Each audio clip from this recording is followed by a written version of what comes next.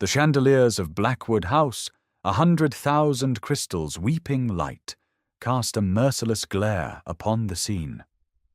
The annual Blackwood Charity Ball was the pinnacle of the London season, a spectacle of power and pedigree, and its host, the Duke of Blackwood, stood resplendent by the grand marble fireplace. Laughter, the scent of hothouse lilies, and the swell of a Viennese waltz filled the air, a perfect tableau of aristocratic ease. Then the great oak doors at the far end of the ballroom swung open, and the music faltered, a violin souring into silence. Every head turned, a collective, indrawn breath seemed to suck the very warmth from the room. There, framed in the archway, stood the Duchess, Lady Althea. But this was not the Duchess they knew. Gone were the pale lilacs and dove greys her husband insisted upon, the colours of a watercolour left in the sun. Tonight she wore crimson, a deep, defiant crimson silk that seemed to drink the candlelight and burn with a cold fire of its own. Her dark hair, usually pinned in a modest chignon, was swept up in a severe but elegant arrangement that exposed the pale, determined column of her throat. Upon it lay a single string of pearls, luminous as moons against her skin. She was not alone. At her side stood a man no one recognized, a gaunt figure in sober black with a face of grim resolution and a leather portfolio clutched in one hand. The Duke's smile, a thing of practiced, easy charm, froze upon his lips. The colour drained from his handsome face, leaving a waxy, mottled pallor beneath his skin. Beside him, Lord Fenwick, his closest friend and financial adviser, made a small, choked sound, his champagne flute tipping and spilling a pale gold stain upon the Aubusson carpet. The social chorus, that single, many-headed creature of the ton, was utterly still. Fans stopped fluttering. Monocles were dropped. Glasses were lowered to tables with hands that suddenly trembled. Lady Althea began to walk. Her pace was not hurried. The crimson silk of her gown whispered over the polished marble floor, the only sound in a room that had, a moment before, been roaring with life. She moved through the parted sea of guests, her gaze fixed upon her husband. She did not look at the shocked faces, nor did she acknowledge the frantic whispers that had begun to erupt in her wake. She stopped directly before the Duke. The strange man, her solicitor, Mr. Davies, stepped forward and unclasped his portfolio. He cleared his throat, the sound unnaturally loud in the profound silence. Althea raised a single, gloved hand, a gesture of command that was so unlike her, it was as if a statue had suddenly drawn breath. He paused, awaiting her signal. She looked at her husband, at the man who had systematically erased her for a decade, and her eyes held no fire, no hatred, only a vast and terrible clarity. The moment stretched, taut and shimmering with unspoken history. But to understand the silence that held 100 of London's most powerful souls in its grip, a silence that would shatter a dynasty and redefine the meaning of a woman's worth, we must return to a promise made in the cool shadows of a country church, a promise poisoned at its very inception. For more stories of quiet strength and public vindication, subscribe to our channel. Let us know in the comments where you are watching from today. 10 years earlier, Althea Finch was the daughter of the Earl of Oakhaven, a title that carried more history than currency. Their estate, a sprawling Jacobean manor in the gentle hills of Kent, was a place of beloved decay, where the tapestries were faded and the roof leaked in the spring rains, but the library was a treasure of knowledge. Her father, a gentle scholar, had taught her not the art of the drawing-room, but the art of survival. From the age of 16, Althea had managed the estate's accounts, her sharp mind finding efficiencies in crop rotation and household expenditures that kept the bailiffs from the door. She was quiet, not from shyness, but from a habit of observation. When the Duke of Blackwood, Alistair, came calling, it seemed a deliverance. He was everything Oakhaven was not, wealthy, powerful, and dazzling. He sought a bride of impeccable lineage but modest connections, a woman who would bring grace to his table without the political entanglements of a great family. In Althea's quiet composure, he saw the perfect, pliable vessel for the role of his duchess. He mistook her stillness for emptiness.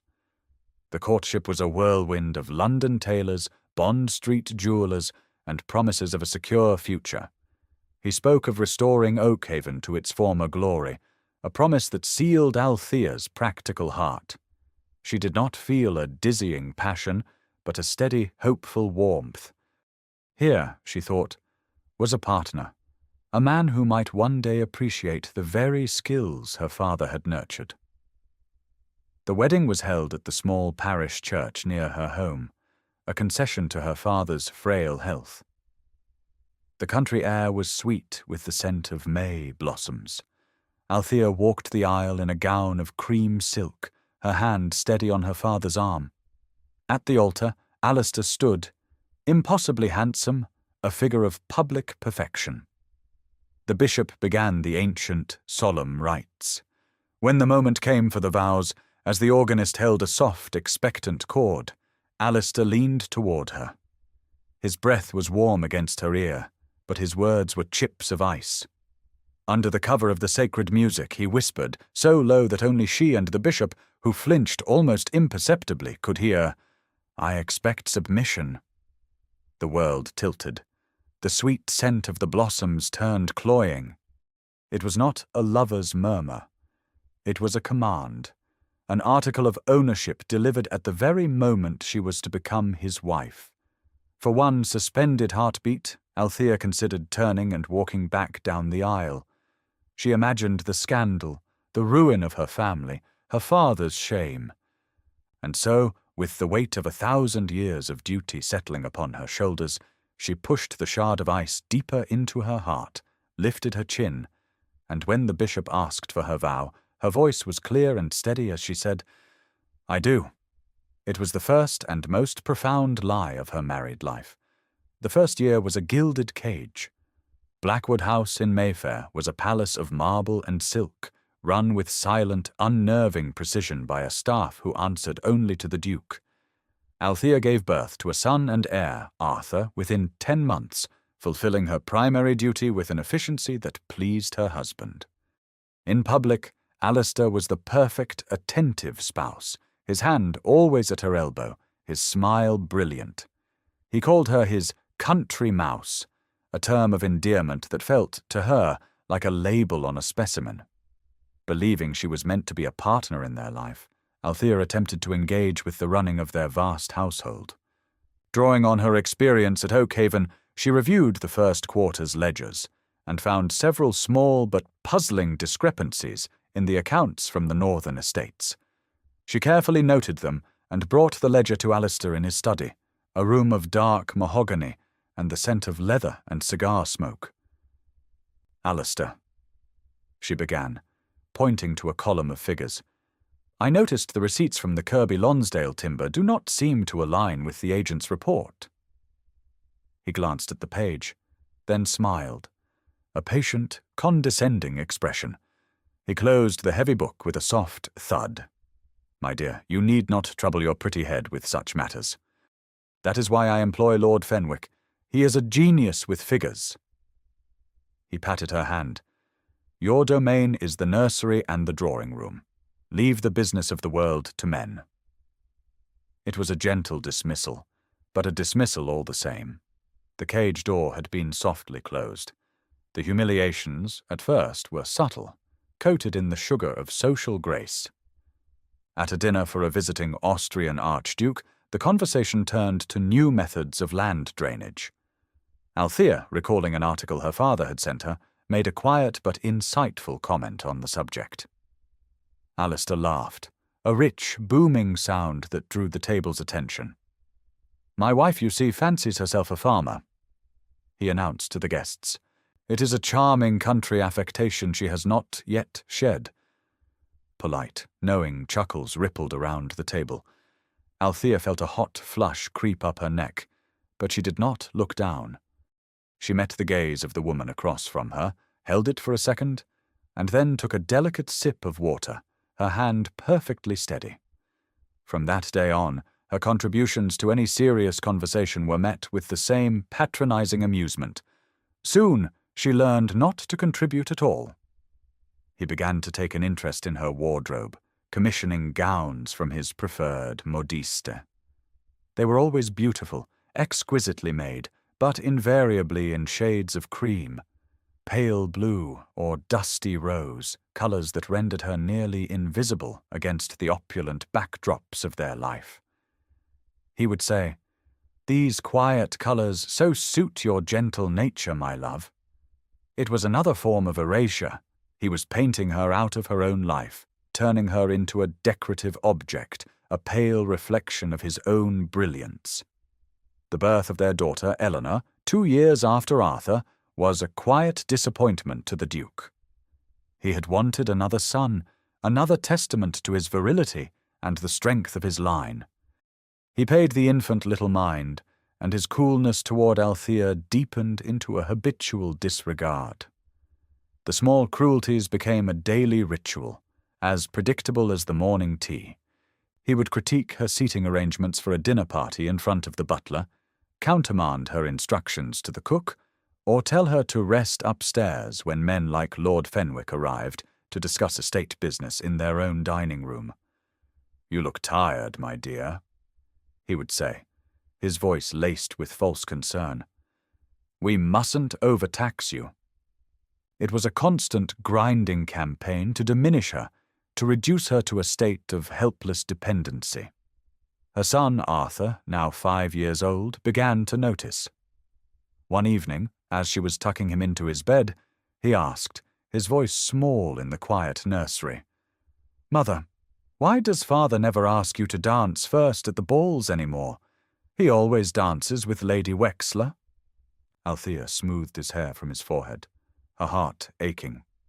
"Your father has many important people to greet, my love. It is his duty as a host." The lie tasted like ash in her mouth. She was becoming an expert in such lies, the polite fictions that held their world together. The turning point, the moment when endurance began to curdle into resolve, came on a damp November evening. Althea was carrying a tray with a cup of warm, honeyed milk for Eleanor, who was suffering from a cough. The corridor outside the Duke's study was dimly lit, the thick carpets muffling her footsteps. As she passed the heavy oak door, she found it ajar, a sliver of golden lamplight spilling onto the runner. She heard voices from within Alistair and Lord Fenwick. She paused, about to continue on her way, when she heard her own title. "The Duchess," Fenwick was saying, his voice a low, conspiratorial murmur, "has been asking Mrs. Gable about the timber accounts again. She has a tiresome persistence." Alistair's reply was a short, sharp bark of laughter. "Pay it no mind. She is a provincial creature playing at being a grand lady. She reads ledgers the way other women read novels, for amusement. I handle her." Fenwick chuckled. "Still, it might be prudent to—" "Prudent?" Alistair cut in, his voice hardening with irritation. "I decide what is prudent in this house. She has been quieted before, and she will be quieted again. She has finally learned her place. A bit of firm guidance is all they ever require." Althea stood frozen in the hallway, the silver tray growing heavy in her hands, the milk in the porcelain cup growing cool. It was not the insult that struck her, but the cold, clinical strategy behind it. His dismissal of her was not just careless vanity. It was a deliberate policy. He was not just ignoring her, he was actively handling her. In that moment, she understood that she was not just a disregarded wife, but an obstacle to be managed. The submission he had demanded at the altar was not about marital harmony. It was about ensuring his own comfortable, unexamined ignorance.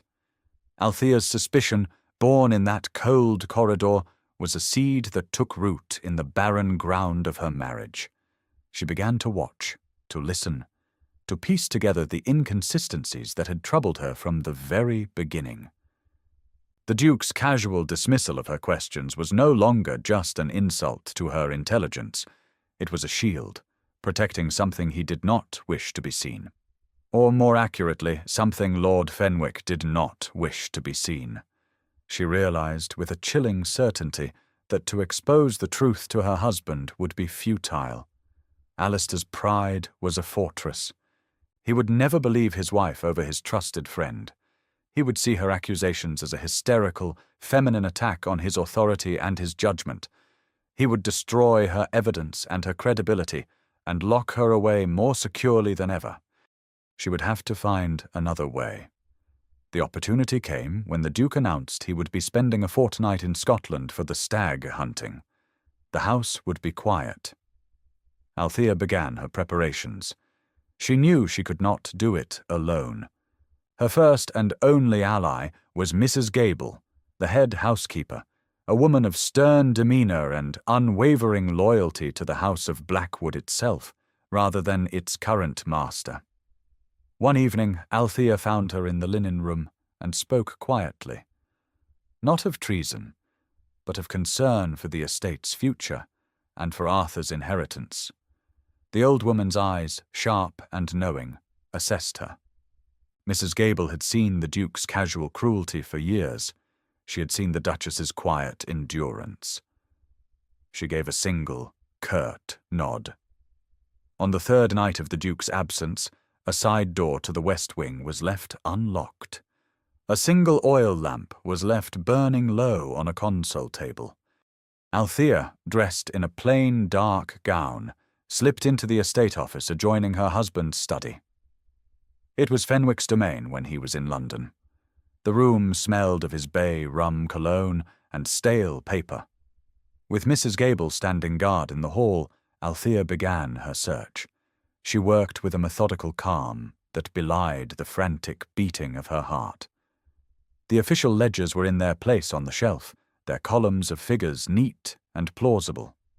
But Althea knew from her years at Oakhaven that the truth of an estate often lay in what was not written down. She ran her hands along the shelves, tapped the wall panelling, and checked the underside of the heavy mahogany desk. It was in the desk, in a drawer filled with surveying maps, that her fingers found a slight unevenness in the wooden base. Using a letter opener from the desk set, she pried at the edge. A false bottom lifted, revealing a slim, leather-bound volume. It was a second ledger. As she opened it, the scale of the betrayal unfolded under the flickering lamplight. For nearly 8 years, Lord Fenwick had been conducting a shadow administration of the Blackwood fortune. He had been systematically selling off timber from the northern estates, pocketing the proceeds. He had taken out mortgages on tenant farms, using a masterful forgery of the Duke's signature on the deeds. The money was funneled through a series of complex transactions into his own speculative ventures in colonial shipping. The Blackwood estate, which appeared to the world as a pillar of English wealth, was hollowed out, teetering on the brink of collapse. Alistair, blinded by vanity and lazy in his duties, had been signing his own ruin, page by page, believing every lie his friend told him. Althea closed the secret ledger, her hand steady, but her mind reeling. The cold, hard facts of the deception were a ballast, steadying her against the waves of shock and anger. She could not simply steal the book. Fenwick would know it was missing and destroy any other corroborating evidence. She needed copies. She needed proof that would stand up not just to her husband's disbelief, but in a court of law. Her path was now terrifyingly clear. The next morning, she sent a trusted footman to a discreet address in Holborn. It was the office of a jeweller her father had once used, a man known for his silence. Over the next week, she sold the last of her own inheritance, a diamond tiara from her mother, a set of emerald earrings, a sapphire brooch. She wept as she parted with them, not for the jewels, but for the life she had once hoped they would adorn. The sale gave her a small fortune in cash, 2,000 sovereigns, which she kept hidden in a hat box in her wardrobe. This was her war chest. Her next step was to find a weapon. Through quiet inquiries made by the old jeweller, she was given the name of a Mr. Thomas Davies, a solicitor who specialized in cases of fraud. He was known to be relentless, incorruptible, and, most importantly, unafraid of powerful men. She met him in a private room at a tea-house in a modest part of the city, a place no lady of her station would ever frequent. She laid out the story, her voice low and even, presenting the facts without emotion. She had copied several key pages from the secret ledger on thin tracing paper before replacing it. Davies listened, his hawk-like eyes never leaving her face. He examined the tracings of the forged signatures. When she finished, he was silent for a long moment. "Your Grace," he said finally, his voice dry as dust, "this is a deeply dangerous undertaking. If you fail, the Duke has the power to have you declared mentally incompetent and confined." "I am aware of the risks, Mr. Davies," Althea replied, her gaze unwavering. "I am also aware of my duty to my son and to the hundreds of families who depend on the Blackwood estates for their livelihood. Can you help me?" He gave a curt nod. "I can." Over the next 6 months, they built their case in absolute secrecy. Davies dispatched investigators to the northern estates, men who posed as land surveyors and journalists. They gathered sworn affidavits from tenants who had been told their farms were being improved, unaware they had been mortgaged to the hilt. They tracked the flow of money from the timber sales to a bank in Liverpool, and from there to Fenwick's shipping interests. Mrs. Gable provided a crucial lead. She recalled a disgruntled groom, dismissed by Fenwick 2 years prior, who had boasted in the servants' hall of driving his lordship to a clandestine meeting with a man known in London's underworld as a skilled forger. Davies's men found the groom working in a livery stable in Cheapside. For the price of a small annuity, his memory became remarkably clear. All the while, Althea played her part. She was the pale, quiet duchess, overseeing menus, arranging flowers, and enduring her husband's casual contempt. He remained utterly oblivious, telling Fenwick one evening over port, "I must confess, the new modiste is a triumph. Althea has never been so placid. She has finally accepted her station." The night of the annual Blackwood Charity Ball was chosen with cold precision.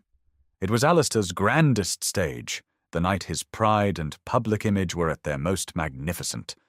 It would be the perfect setting for his fall. That evening, as the lamps were being lit throughout the house, Althea began her own preparations.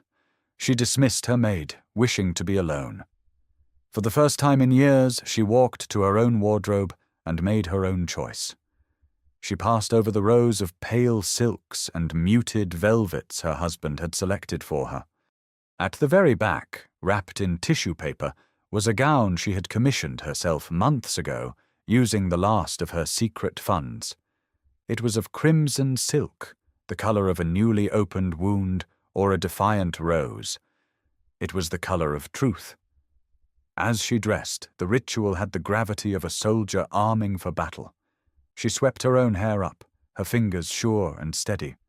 She clasped the single strand of her mother's pearls around her neck, their cool weight a comfort against her skin. They were the only jewels she had left, a reminder of a line of women who had endured. She went to the nursery, where Arthur and Eleanor lay sleeping in the soft glow of the nightlight.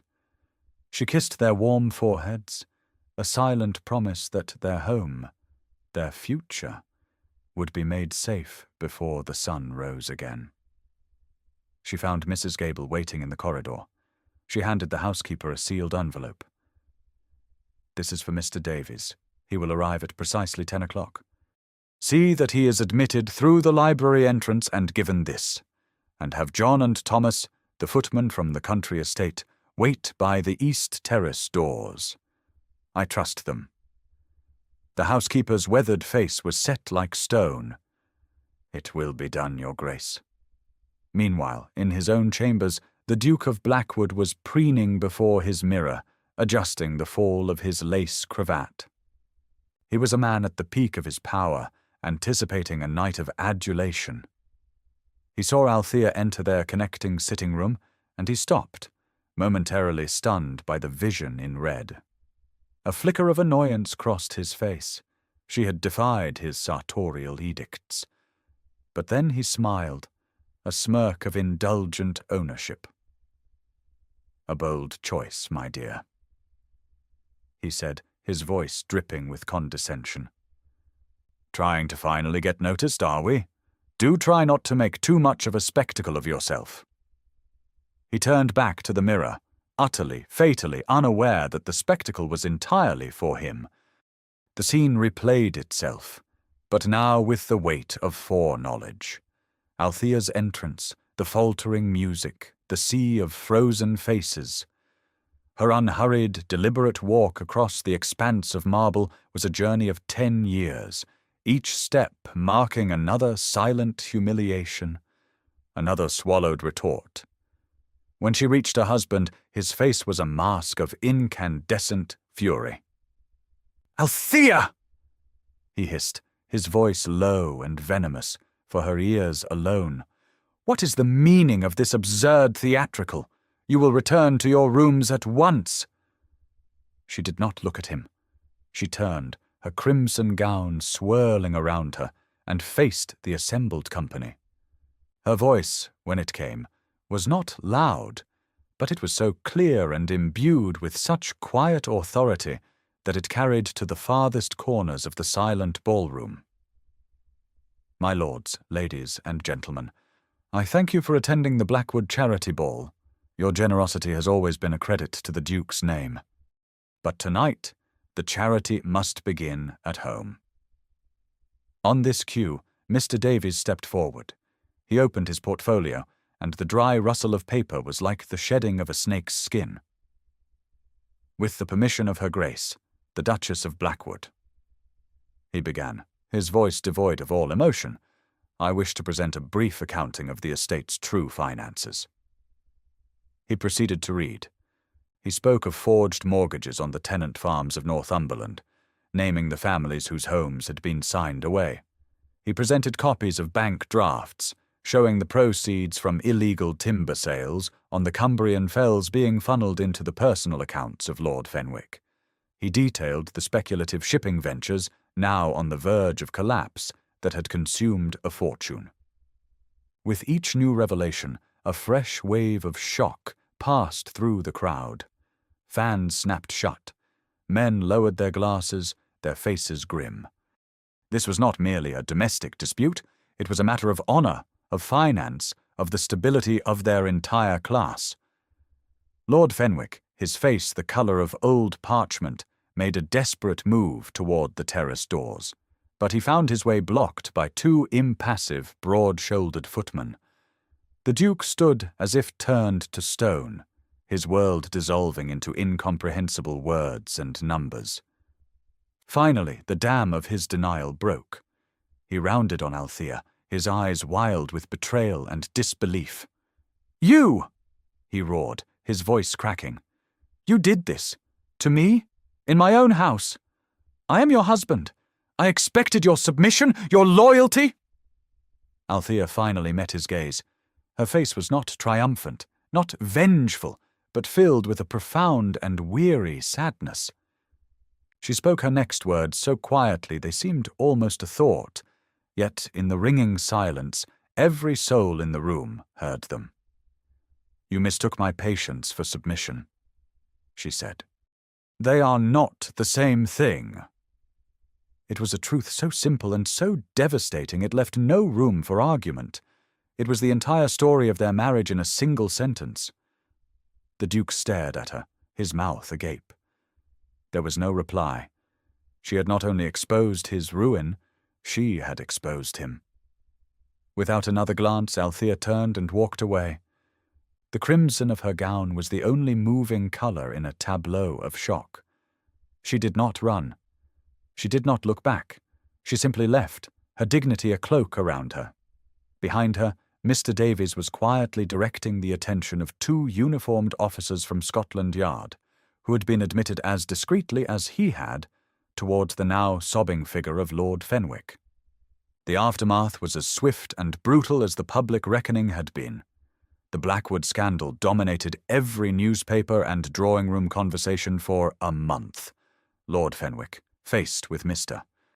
Davies's mountain of irrefutable evidence, gave a full confession, a desperate attempt to lessen his sentence that only served to further illuminate the Duke's willful and arrogant negligence. Alistair was not charged with a crime, but his punishment was, in many ways, more severe. He was ruined not in law, but in society. His reputation, the very currency of his existence, was rendered worthless overnight. He became a pariah, a cautionary tale, the vain Duke who postured in ballrooms while his friend picked his pockets clean. Invitations to the great houses ceased. Men who had once clamoured for his favour now crossed the street to avoid him. His clubs quietly cancelled his membership. Creditors, no longer intimidated by his title, began to call in their debts with alarming insistence. In the vacuum of power, Althea acted decisively. Armed with the proof of Fenwick's fraud and the clear evidence of the Duke's gross incompetence, she petitioned the Court of Chancery. In a move that was nearly unprecedented, the Lord Chancellor granted her petition, placing the entirety of the Blackwood estates and finances under her legal stewardship, to be held in trust for her son, the heir, Lord Arthur. She became, in effect, the Duke, in all but name. Her first act was to close the London house. She moved herself and the children to the family's true seat of power, Blackwood Manor in the country. She dismissed the ostentatious London staff and began the slow, painstaking work of restoration. She rode out to meet the tenants herself, accompanied not by a retinue, but by a single estate agent. She showed them the forged documents, explained the betrayal, and, with the help of Mr. Davies, began the legal process of nullifying the fraudulent mortgages. She implemented the modern agricultural techniques she had read about for years, her mind, so long dismissed as a vessel for trivialities, proving to be sharp, practical, and innovative. The estate, which had been bleeding money for a decade, began to heal. Under her quiet, competent hand, the land and its people began to flourish. The community, which had once viewed her as a shy and decorative appendage to the Duke, now saw her for what she was, their saviour.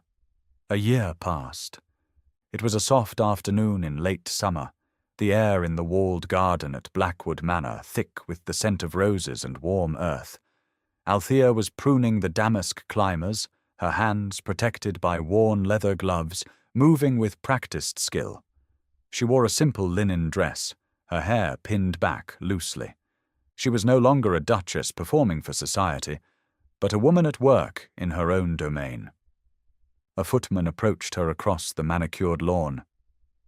"Your Grace," he said, with a deference that was now born of genuine respect, not mere protocol.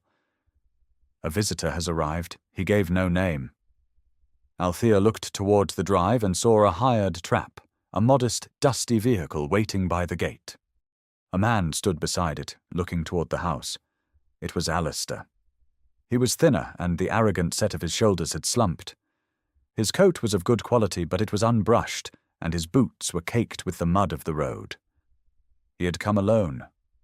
She walked toward him, stopping at the small iron gate that separated the formal garden from the drive. He stood on the outside, a man exiled from his own life. He had come, as she knew he one day would, to plead. He spoke of his regret, of his loneliness, of his love for the children. He asked for forgiveness, for a role, for some small restoration of his former life. His voice, once so full of command, was now thin and hesitant. Althea listened without interruption, her expression unreadable. She felt no anger, no lingering bitterness, only a profound and distant pity for this hollowed-out man. When he had finished, his desperate words hanging in the quiet air, she finally spoke. She did not offer him a return to their marriage, nor a place at the head of the house. That world was gone forever. Instead, she offered him a quiet, dignified exile. "There is a dower house," she said, her voice calm and even, "on the Welsh border of the estate. It is small but comfortable. You will be provided with a modest but sufficient allowance. You may live there in peace." It was a provision, not a partnership. Mercy, not reconciliation. He would be a pensioner on the lands he once ruled. His pride, the great engine of his life, finally sputtered and died. He looked at the ground, then back at her, and gave a single, defeated nod.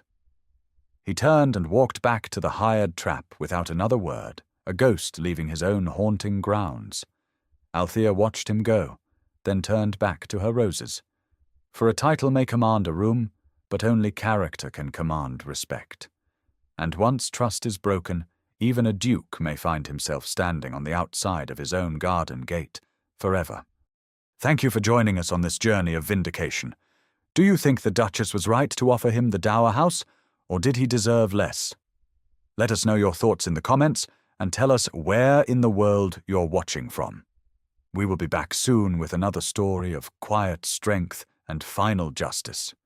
Pride may wear diamonds, but character is a jewel that never fades.